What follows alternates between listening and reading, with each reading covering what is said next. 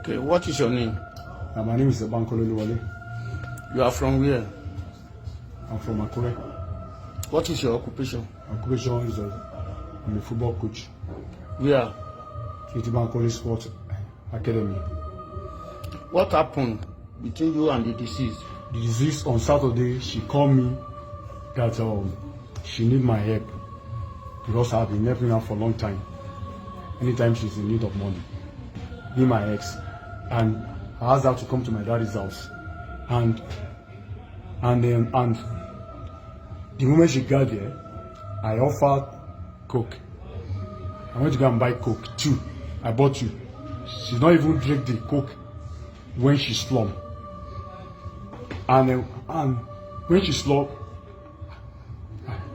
I was scared. Don't know what to do. So and that's made me to take some after decision. Isn't that slumped? The No. answer is either yes or no. No. Okay, apart from that one, yes. Apart from that one, why did you tie the legs and the hand? Thank you, sir.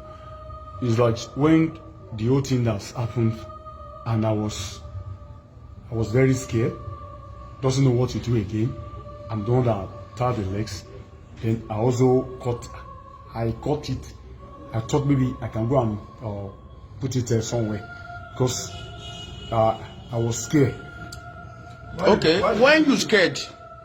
So the story of the football coach whose ex-girlfriend's body was found in his home is making headlines, but not for the reason you can imagine. So the man, 45-year-old Bankole Ogini, was said to have been in contact with his ex-lover, whose name is yet to be identified. And according to him, on the 4th of August 2023, his ex-lover reached out to him, asking him for help. Financial help. Bankole had claimed that he is fond of helping the girl even despite the fact that they are no longer together. That she was fond of reaching out to him to ask for help.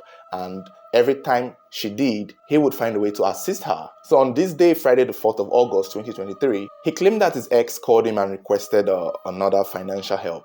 But he was in his father's house in Akure on those dates. And so he asked her to come over to his parents' house so that they could talk. And she did on Saturday, the 5th of August 2023. By this time, Bankole's parents are not around because they were traders. So he was the only one in the house. Mind you, Bankole is a 45-year-old man. So you can imagine that his parents were elderly or older and most likely very advanced in their age. So when Bankole's ex came to the house, he claimed, because remember, this is him telling the story, the woman's body had already been found in his apartment when this whole tragedy blew up in his face. And so he is the one giving the account of how it all happened, how it came to be that his ex-lover's body was found in his home, in his parents' home to be precise. So he said after she had come to his house so that they could talk about how he can financially help her, he went out to get soft drinks to entertain her, as a guest. But when he came back, she had slumped and was on the floor. He wasn't so sure what to do. He tried to, get her to wake up. He tried to resuscitate her, and he went to get water to pour on her and see if that would wake her up. But the problem is, it was not just any kind of water that he brought to try to wake this woman up. He brought boiling hot water. A pot or bowl of hot water was what he claimed he used or tried to use to wake her up, because in his mind, she had fainted or something had happened to her. So he was only trying to wake her up with a bowl of hot water. And when that did not work, he claimed that he was so scared for his life that this woman had come to his parents' house to die. And out of that fear, he decided to tie her hands and her leg.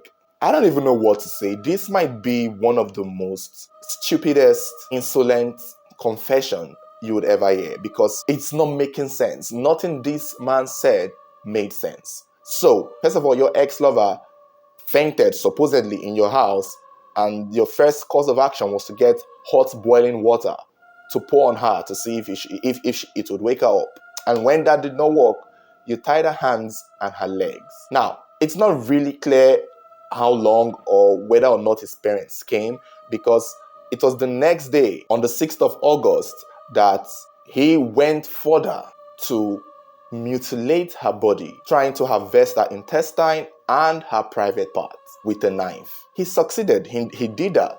But by this time, he had brought the body from wherever it was, most likely in his room, to the sitting room, because The lady's body was found in the sitting room of his parents' house, which is ironic because his own parents had gone out to trade.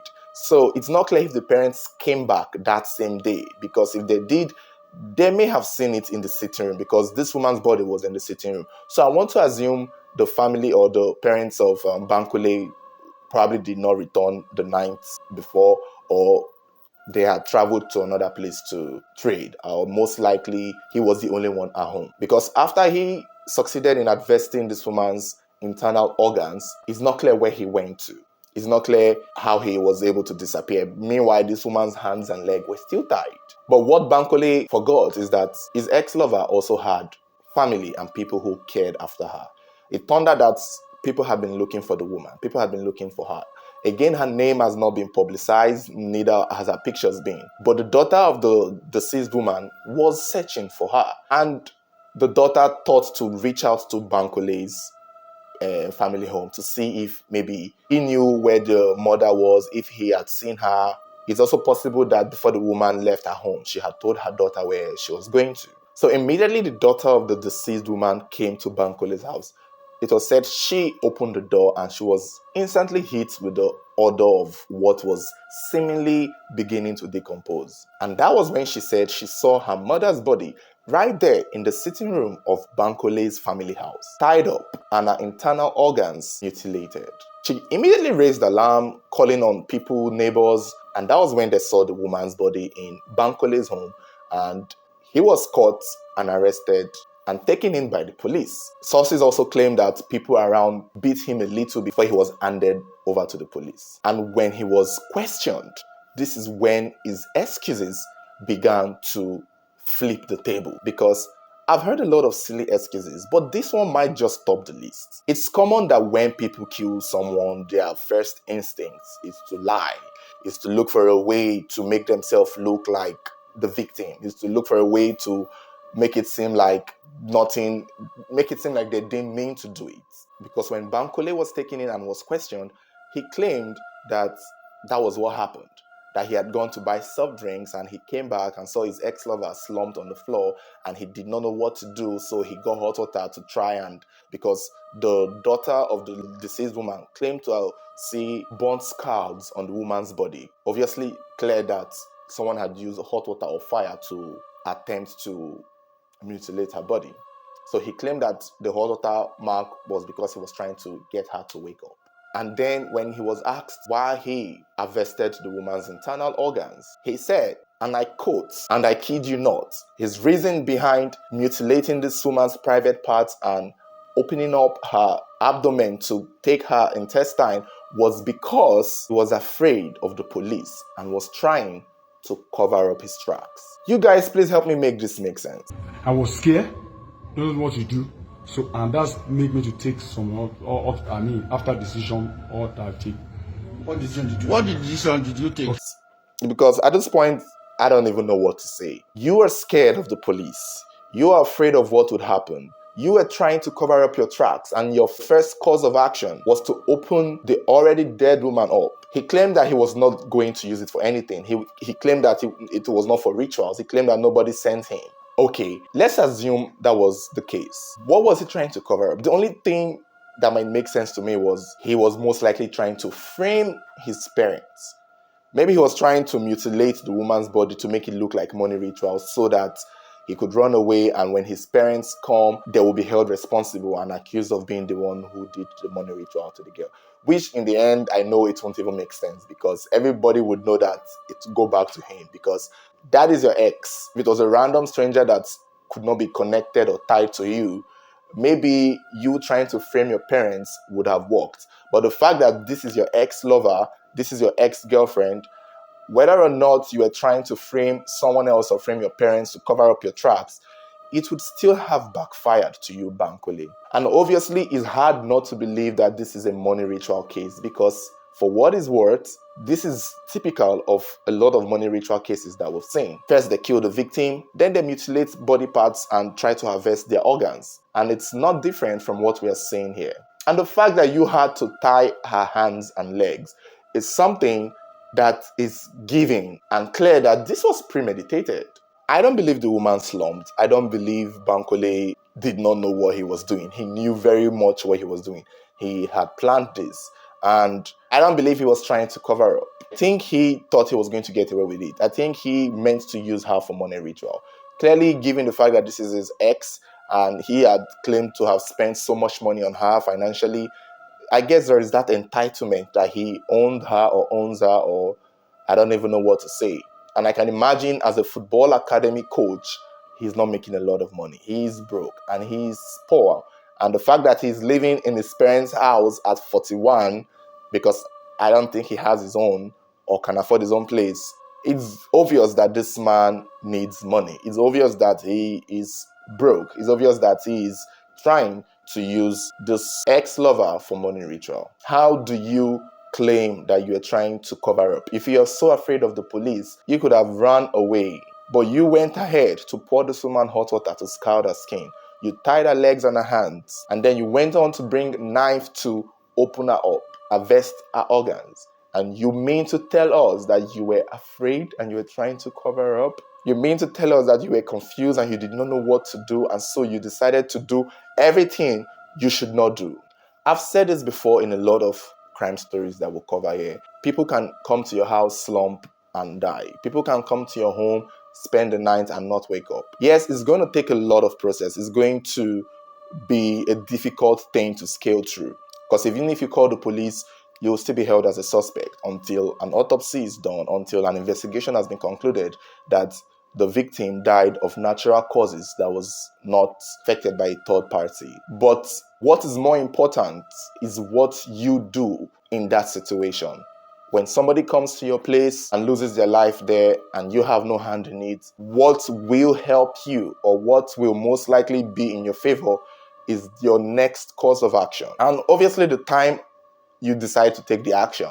If someone passes out in your house, if the next thing you do is to call the police or inform people and get people to know, more people to know what had happened, and you call the police and you present yourself and you're willing to cooperate with the police, it's going to be a while. They might lock you up. They might accuse you.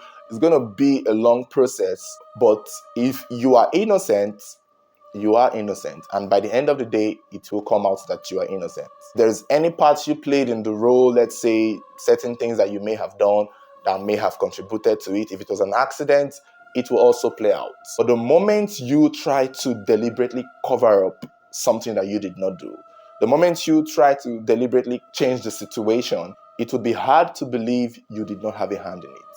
It would be hard to believe you're innocent. It will be impossible for the police to even listen to your plea or claim that you did not do it. How can you claim someone accidentally died in your house and you were so afraid and your next course of action was to tie their hands, pour them hot water, and cut them open? And you want us to believe that you did not do it on purpose? Come on. Come on. Even if you did not do it on purpose, let's assume Bankole is telling the truth. Let's assume he's right. Even if he did not do it on purpose, even if he did not kill her initially, how do we believe you now that you've done the other things that followed? What do you think should happen now that you've done the rest things? I'm sure if they go through his phone or text or messages, he was most likely in communication with someone. Or maybe if I'm to give him the benefit of the doubt to make this story make sense in his favor, all I can say is if his ex-lover accidentally died in his house, he most likely saw it as an opportunity to use her for rituals. And that alone is a crime on its own. Maybe he did not kill her, but saw an opportunity to use her for money rituals and took it, even though we know he killed her and tried to use her for rituals, because it's clear by the hand tying. The fact that he tied her hands and leg like that is obvious that he deliberately did what he did. But let's pretend to believe him for a second. The only possibility would be that he saw an opportunity to use a deceased woman or a woman who had fainted or a woman who had passed out in his house for money ritual, which on its own is a crime still. There is no getting away with this. How tragic and how stupid of him. Alright guys, let me know what you think about the story. Don't forget to like, share, comment your thoughts, subscribe if you haven't subscribed. So should there be any future updates, turn on your notification bells so that you'll be the first to get notified. Thank you guys for watching.